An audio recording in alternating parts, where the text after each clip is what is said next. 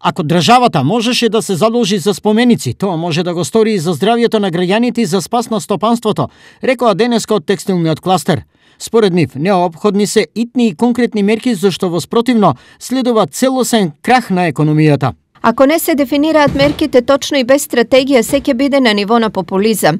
Во моментов нашата држава треба да се задолжува и сите треба да правиме разлика за што во овој момент се задолжува државата. Не е исто задолжување на проектот како што беше Скопје 2014 и сега, кога државата ќе се задолжи бидејќи се задолжува за здравјето на граѓаните. Вели Маријана Перковска, председател на текстилниот кластер. Според текстилците, неопходно е репрограмирање на давачките.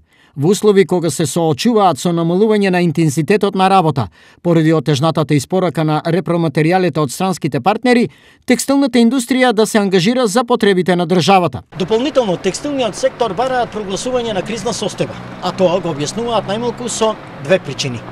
Најнапред ќе се заштити здравјето на работничките, зашто станува збор за голема концентрација на луѓе на едно место. Понатаму, ако се прогласи кризна состојба, ќе имаме оправдување пред странските партнери за евентуално ненавремено испорачани производи. Во спротивно ќе плаќаме пенали, ќе имаме намален девизен прилив и последици по вкупната економија. Објаснува Перковска. Со сличен став, вчера излезе и председателот на Организацијата на работодавачи Ангел Димитров.